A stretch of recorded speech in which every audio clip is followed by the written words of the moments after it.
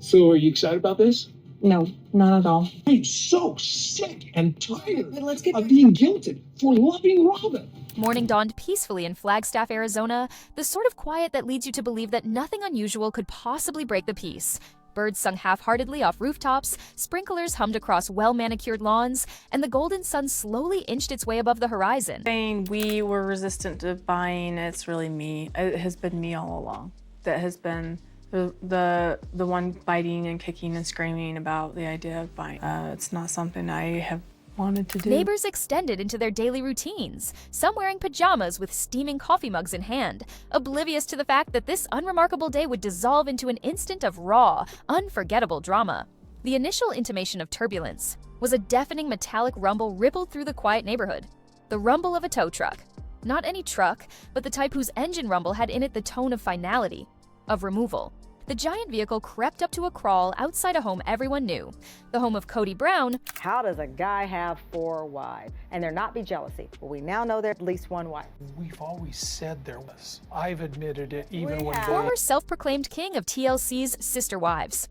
And by the driveway, shining brightly in the morning light, was something more than a car. It was Kody's pride, his refuge, his mark of authority over a failing world. He had paraded it for years, buffed it, used it as a shield for the growing criticism of his fractured family. But this morning, that vehicle was no longer a trophy. It was a debt, and the bank was there to collect. Aren't we just so happy for them? Well, I'm just telling the whole story. We're just so happy for them. Neighbors peeked behind curtains, cell phones already in hand, aware that something was going to blow. 2 bank officials emerged with stony faces, the uniform emblazoned with the seal of the repossession unit, approaching the car with clinical exactness. The officer slapped neon red stickers over the windshield and trunk, each popping sound of paper against glass sounding like the clout of a hammer into Kody's pride. Gasps erupted along the street. No way, that's Kody Brown's car. One onlooker breathed, another grumbled, guess he couldn't pay his loan. And within the house, Kody was oblivious until the clanking metallic chains dropped onto his cherished car, sounding out like the drumbeat of certain loss. Abruptly, the front door burst open. Out charged Kody, his hair rumpled, his face reddening with panic and rage, yelling, "What the hell do you think you're doing?" But the authorities did not blink. Serenely, one read out what Kody had avoided confronting. Numerous notices, outstanding, loans, and now repossession on order of the bank. His arms waved in desperation, his voice shattered with incredulity, but his protests were overwhelmed by the hydraulic screech of the tow truck hoisting his car aloft. Neighbors crowded into the street, capturing each mortifying moment. For others, it was entertainment, the loss of a man who had once pranced in front of cameras with an air of invincibility. Robyn's voice drifted weakly from the doorway, begging him to desist, but Kody's ego, wounded and furious, refused to listen. "Do you know who I am?" He barked at the officials, only to be met with the cold truth. This wasn't personal. It was procedure. He hadn't paid. And in that moment, the illusion shattered. This vehicle wasn't simply metal and rubber. It was the exact same one he had utilized to flee tension with Christine, to fight with Janelle about property, to ride, like a peacock, as if he still possessed a family that had been sliding through his hands for years. Now, that illusory emblem of authority was being towed away from the public's view. Neighborhoods hushed with biting insults, others ridiculing his ill-fated investments, others laughing at his poorly managed wealth. But what bit the hardest wasn't what they said.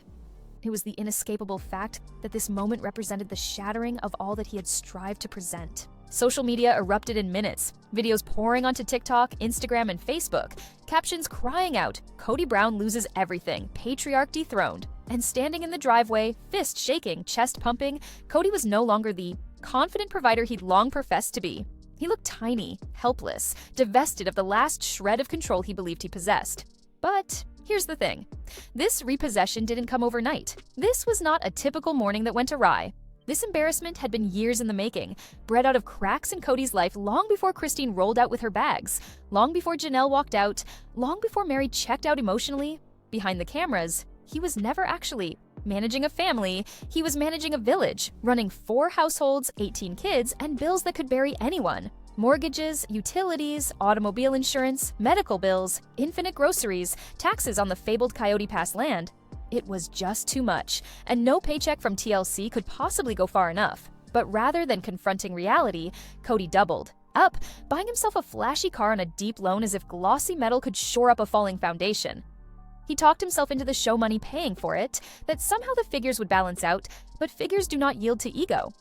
And when Christine departed in 2021, it wasn't just a breakdown in marriage, it was fiscal catastrophe.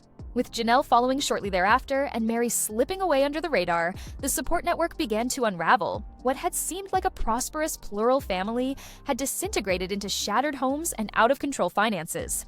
That tow truck wasn't just hauling off a vehicle, it was hauling away the facade of control, revealing years of denial, mismanagement, and pride. Bills became one, debts towered above his pride, and the bottom line was this: no one actually had any idea who was paying what anymore, least of all Kody. The bank, initially patient, had endured his late payments, mailing courteous reminders. In the mail, the sort that could be swished away with a flicker of ego. But as the months were eaten away by years, the tone of those missives became strident, penned in solid red. Final notice: payment required. Yet Kody did nothing. Perhaps he held on to the hope that TLC money would save him, or perhaps he just could not bear the fact that he was sinking.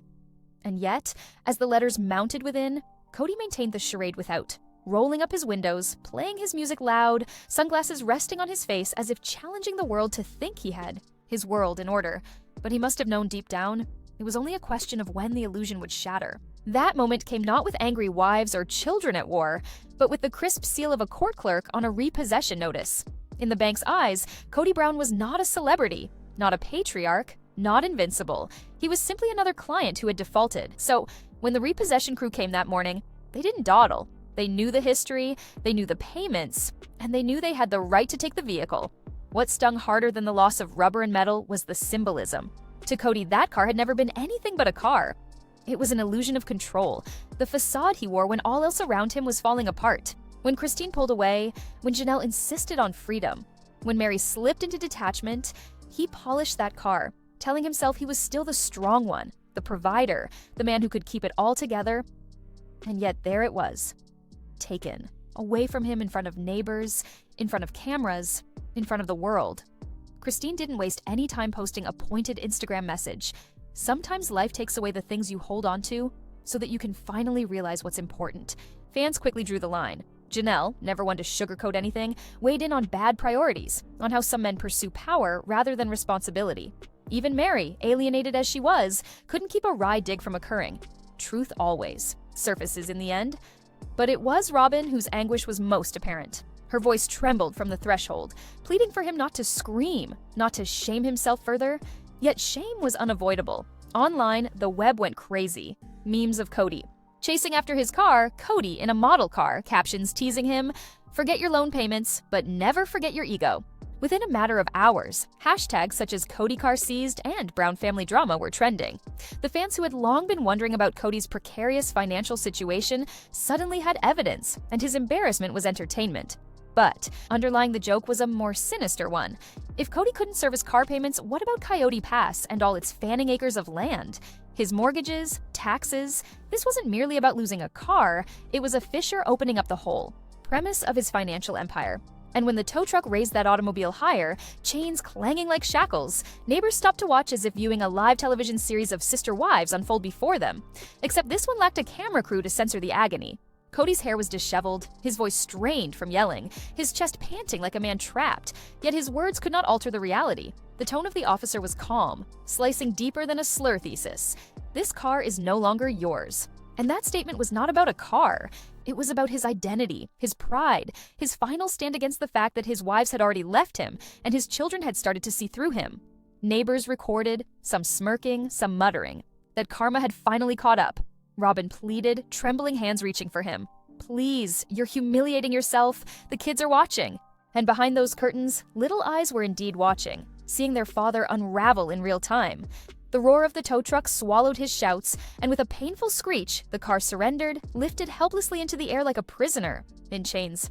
Kody dashed forward, but was restrained by the officers, unable to prevent the inevitable. Down the street, the truck rolled, neighbors behind with phones aloft, recording the car's last drive away from his driveway.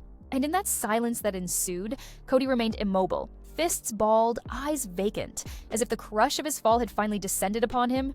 In a matter of minutes, the clips were viral. A 30-second clip had him red-faced, yelling as his car rested up on the tow truck with the caption, "Reality star Kody Brown loses his car in real-life drama." The criticism was brutal, but the worst thing was probably that the entire world now knew something his family had known all along. This wasn't so much a repossession. This was the repossession of his pride. I guess he should have been more concerned with being able to make his payments rather than holding on to polygamy, because in a lot of respects, that car was his final faithful wife. And when it got towed away, the world didn't hesitate to make a spectacle out of his shame. Picture it. Kody screaming at a tow truck driver as if he were battling with TLC producers, while the internet lit up with merciless memes. One of him chasing a toy car, another swapping out the tow truck with Christine smiling behind the wheel. Cruel? Absolutely. But the internet thrives on cruelty, and Kody had just been served up as its newest feast. In a matter of hours, the Brown family members themselves had weighed in, Christine taking to Instagram with her signature cryptic hashtag line, "Sometimes the things you hold on to the most are the first to go. Let it go, and perhaps you will finally understand the truth." Fans immediately connected it to the repossession. Janelle, always the practical one, reminded us all about responsibility, penning that if you don't look after what counts, life will tell you the hard way. Even the typically detached Mary couldn't help herself, offering up a dagger of her own. When the mask slips, the truth is undeniable. But where the ex-wives seized on their veiled shade, Robyn remained quiet. Her silence wasn't power, it was pain. She had pleaded with Kody to manage the payments, implored him not to allow his pride to bury them deeper, but pride had won the fight, and now the two of them were left to suffocate on its embers. And in the driveway, later, when the tow truck finally receded down the street and the neighbors wandered back inside, Kody's facade burst wide apart. He sagged onto the curb, face in his hands, not crying tears of sorrow, but trembling with a subdued fury that cascaded outward in all directions. Fury at the bank, at the neighbors, at TLC, at his wives, and most of all at himself. For years, he thought he was above the law, the patriarch who could ride out any storm. But today, he wasn't standing. He was broken, his pride as bare as that empty driveway. That morning was more than a repossession. It was a symbol of his unraveling. The vehicle was not simply towed away, but it represented all the rest that was disappearing from his control. His wives, his money, his children's respect, even his public reputation. And since it all happened in plain sight of the bright sunlight, with neighbors recording on their front lawns, the humiliation was sure to resound well beyond Flagstaff. The clip became viral in a matter of minutes, under 40 seconds of Kody shouting, Robyn freaking out in the doorway, and the car being towed away with the caption, "When reality TV turns into real reality, Kody Brown car seized." It began with a handful of views, then thousands, then millions before lunch. There were comments galore. Karma finally arrived in the form of a tow truck. Christine must be dying laughing at the moment. Imagine purchasing pride on the credit card. Meme upon meme came out. His car with the caption, "When you miss child. Support for the 18th child, but instead purchase a new vehicle." Or his screams edited into a beat drop with, "You can't do this" as the hook. The savviest edit? A split screen of Christine radiant in her new house with David Woolley on one side, and Kody yelling at the tow truck on the other, with the caption, "Her upgrade versus his downgrade." Fans devoured it. Sister Wives forums lit up with arguments over whether this was only the start of his demise. First the car, then the land, one fan joked. And while there were some voices online calling for sympathy, reminding us that his children would have to witness this shame forever, those more sympathetic takes were overwhelmed by a sea of mockery.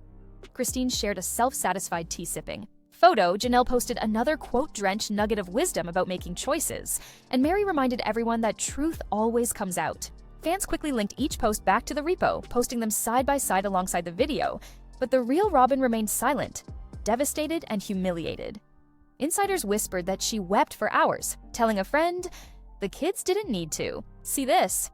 And she was correct, because the internet's judgment was merciless. Within days, it leapt from Reddit threads and TikTok trends to mainstream tabloids. Headlines blared across tabloid websites, Kody Brown's car repossessed in front. Of the neighbors, bank takes sister wives' patriarch's car in public embarrassment. Brown family bound for financial collapse.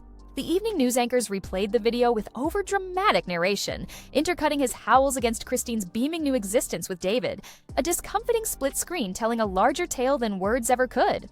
Fans weren't merely chuckling, they were attaching symbolism, labeling the repossession poetic justice, a metaphor for losing not only a car, but everything else he had endeavored to control. And before long, the gossip shifted to the question that mattered most. Would TLC have the guts to show it? Some viewers claimed they'd boycott it because it was too raw, too real, but the rest of them figured the opposite because nothing drives ratings like Kody Brown at his worst, sitting on the couch while his kingdom crumbles around him for all to see. Kody attempted to strike back, lashing out at friends on the phone, demanding pity, and even racing to get videos removed. But once shame exists on the web, it never passes away. It breeds. Trolls inundated his social networks, taunting him. With their jibes like, "Need a ride, Kody? Perhaps phone your new wife, the bank." Every try he made at clapping back only lit the fire, making his battle sport for millions. By evening, what began as a repossession had become a cultural phenomenon. Fans memed it, tabloids headlined it, and his previous wives trolled it with mysterious posts, with Robyn crying in private behind closed doors. Kody sat in the middle of it all, angry, exposed, and powerless, as the internet delivered a harsh verdict. The self-proclaimed face of polygamy had become the face of financial ruin. And while the street outside returned to normal, sprinklers hissing, delivery, trucks passing by, a dog barking at nothing, Kody's reality was forever altered. The tow truck hadn't stolen a car. It had torn off his final piece of armor, leaving only questions that sliced to the bone. Was this a bad morning, or the first domino in a complete collapse? With a repossession, the consequences are larger than one car. It spreads to credit, to taxes, to land, to Coyote Pass, to hopes for a legacy now burdened with interest rates and past due notices. Each wife interprets it differently. Christine feels vindicated, Janelle crunches the numbers, Mary silently watches, Robyn prays for stability, and the children, well, they're the ones who will recall. And that's the hardest truth. Repossession isn't just a headline or a meme. It's a wound that resonates within a family many years after the giggling on the internet subsides. 3 doors face Kody now: denial, transaction, or genuine change. There's one door to endless excuses and another repo, one door to profiting. From his fall for temporary money, and the most difficult, infrequent doorway, the only one that restores dignity, is accountability, humility, and mundane consistency. The question is not if Kody Brown can spin this into another narrative. It's if he can turn humiliation into redemption, not for television, but for the family left battered in the wings. Because a tow truck might have begun this new chapter, but how Kody decides to close it will determine if his legacy is one remembered as a cautionary tale or an about-face. And now I'd like to hear from you. Do you believe this repo was simply karma finally catching up with him? Or is it the first fissure in the total implosion of Kody Brown's empire? Leave your thoughts in the comments because I'll be reading them all. And for even more in-depth explorations of the drama, manipulation, and secrets of sister wives, be sure to subscribe so you don't miss what's coming next. Undefined, trust me. The tale is only about to get uglier from here.